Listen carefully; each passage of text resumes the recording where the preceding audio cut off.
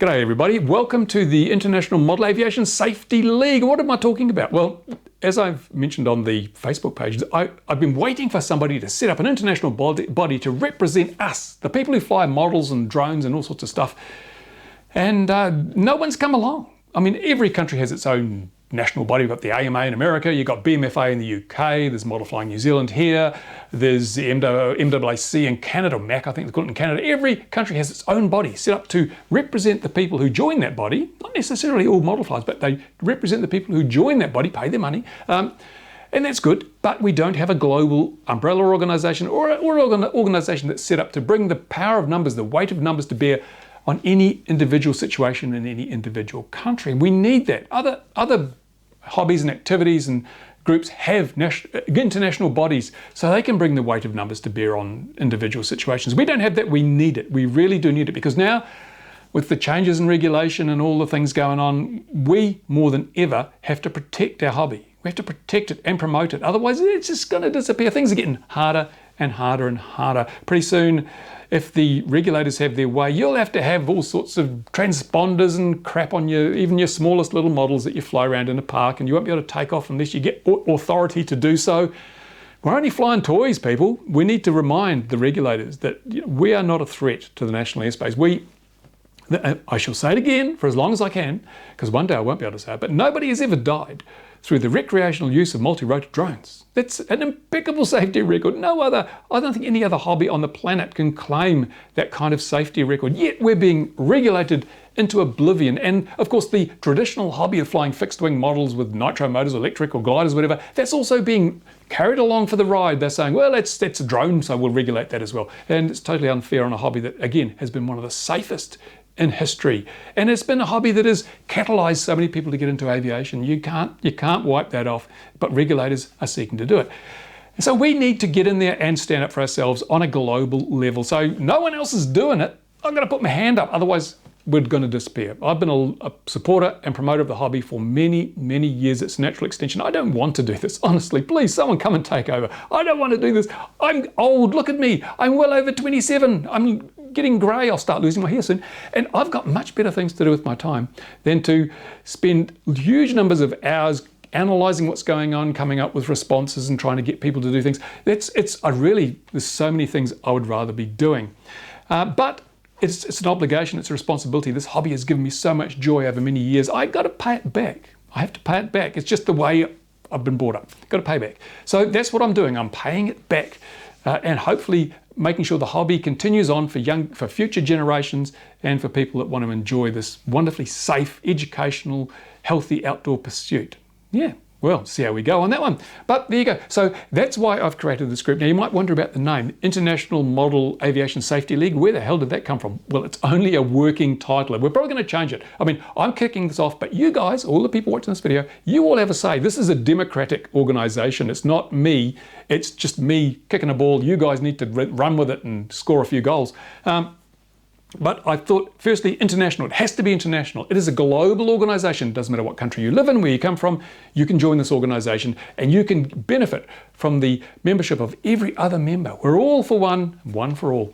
So international, and then model aviation. I chose model aviation rather than model aircraft or drone or whatever, because model aviation really does cover the full scope of what we're dealing with. We're dealing with, at one end, young kids flying little foamies they've bought on Banggood or AliExpress from the local hobby store.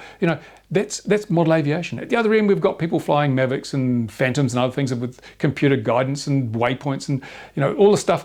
And in between, there's a huge range of model aviation activities. But basically, the way I see it is, if it flies and it's remotely controlled or guided, it's model aviation. So I want to cover as many bases as possible, because one thing we have to appreciate, if you're a member of the traditional hobby and you're all anti-drone because these drones have ruined it for everybody, well, stop for a moment and realise that the traditional hobby, old men flying nitro trainers around in circles over a grassy paddock on a Sunday afternoon for 2 hours, there are not enough of those people to make any change. There's not enough to make a change.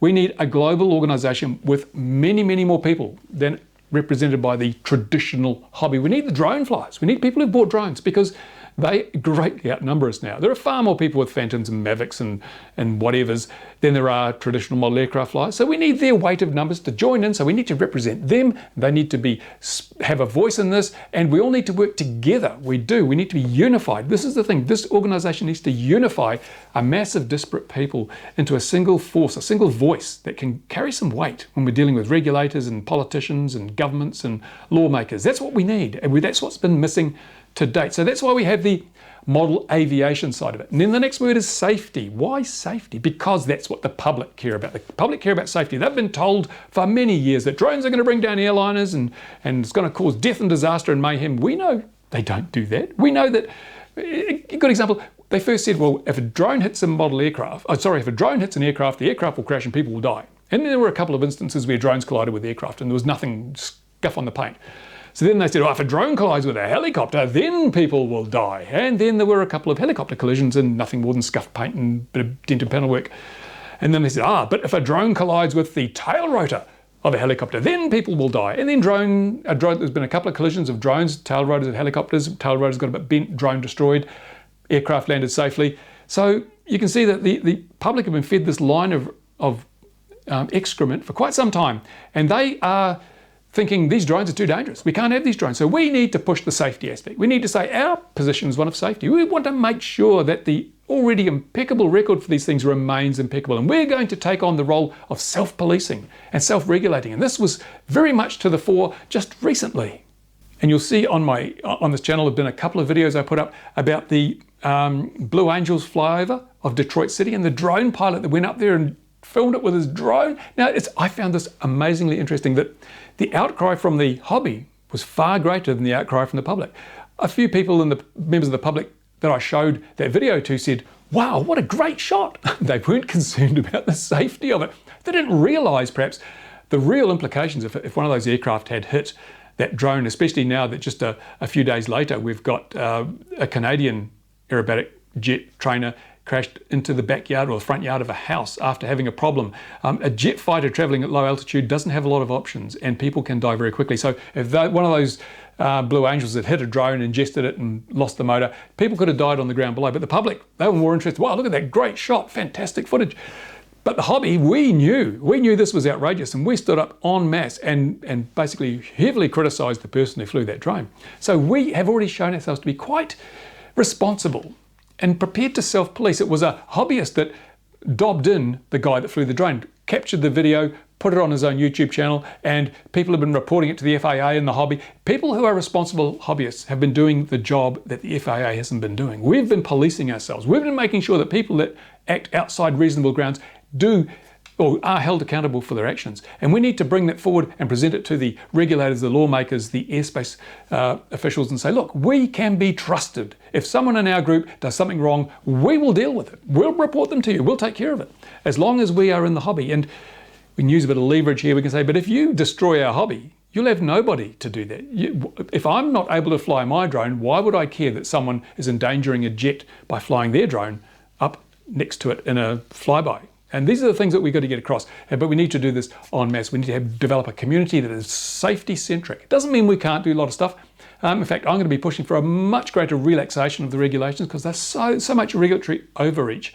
There are so many things that we used to be able to do for decades and no one ever got injured or killed, but now we can't do them because they might be unsafe. It's not reasonable. We've got to base regulations on data and proper risk assessments. No one's done the risk assessments. Politicians and regulators are pulling stuff out of their backsides and saying, this is what we're doing because we think this is too dangerous. No, can't do that. I'm sorry. We need to take a strong line, draw a very firm line in the sand and not back away from it. The only way we can do that is through strength of numbers and a shown commitment to self-policing and a responsible attitude to safety. So that's the International Model Aviation Safety. What about league? Why have I used league? Well, because we are a league, we're a team. We are a group of people all pulling in the same direction with the same goal, the same objectives, and a unity. That's why I used league. So I'm sure someone will come up with a much better name because it doesn't make a very interesting acronym, IMASL. Yeah, it's not very... IMASL. It's not an acronym that really flows easily. So hopefully we can get a better one. There's no logo, there's nothing else yet. It's just a working title just to get things moving. So that's the goal. And what I'd like this organisation to do is, where we have a country where the regulator's just going totally nutso and stupid overboard, we can come in. At the moment, for example, in New Zealand, if they decided to introduce some kind of really stupid draconian regulation, we have a national model flying body that has 2,200 members, I think. It's not many people in a nation that's just clunked over to 5 million people. So if we don't like it, we can lobby and petition and complain all we like, but we're such a small number. We can be ignored and the regulators will do whatever they want to do. However, if we have the International Model Aviation Safety League behind us, they can come in and say, well, look, we represent 1 million people worldwide, and we don't think this is just for the following reasons. And when you've got the unified voice of 1 million people, regulators, politicians, they have to listen, because that's a lot of people. If almost a quarter of the whole population in New Zealand was behind a voice that said no, then it would not be so easily dismissed. Yeah, they may still do whatever they want to do, but it still enables you to make a much stronger case if you've got a global body that comes in to lobby for the small guys who can't raise enough numbers to mount a sufficiently strong case themselves. That's where I wanted this to go. I want this to go so that we all work together. Every one of us, we are stronger than the sum of our parts. In unified voice, we have immense power that no one else has in this hobby. We need to do that. So now the ball falls in your court, you guys, if you're watching this, because I set this Facebook group up just as a starting point. Got to start somewhere. Now, I could have set up a website, but if this goes as well as I hope it goes, then that website would be overloaded and it would be just, chaos. Facebook is designed to handle large numbers, and I think we need large numbers. So what am I hoping for? Well, if we look at the numbers, in theory, everyone that flies model aircraft should join this group, and that's 200,000 at least in the USA, AMA members. It's 2,000 in New Zealand, I think it's 30,000 or something in the UK, 20,000, 30,000 of the BMFA. So we should get somewhere close to 500,000 people. That's just the known population of model groups around the world. Unfortunately, we won't. And that's why I was talking about we need the drone flies. We won't, because if you look at America, when they put the NPRM out for remote ID, FAA has over 200,000 members, or about 200,000 members, yet the total number of submissions was 56,000. So even if all of those people were members of the AMA, which they weren't, that's about a quarter. A quarter of the people who are going to be affected by this could be bothered getting off their fat bottoms and making a submission. It was simple as typing stuff online. You didn't have to even lick a stamp. It was so simple. But only a quarter of them could be bothered standing up for their rights. And that's the level of people just don't care. It's apathy. It's total apathy. So we're going to deal with that. And as I say, the only way we can really deal with that is to bring the drone flyers on board. Now, drone flyers, your Phantoms, your Mavics, all that sort of stuff, they typically don't belong to clubs because they look at this thing a whole lot differently to us. We build model aircraft and we build mini quads and things, and we enjoy the flying, so forth. We enjoy the camaraderie, the community associated with flying with friends, and we form clubs and we have club days, and it's all about the social aspect and it's about the fun of sharing the experience. Drone flyers with the Phantoms and Mavics, they just want to get nice pretty video and pictures. They don't need a club. They don't want to associate with other drone flyers. They just see it as, this is a tool. It's like my camera. It's like my camera. I use it to take pictures. I don't belong to a photography club. I just want to go and take snaps. That's how it works.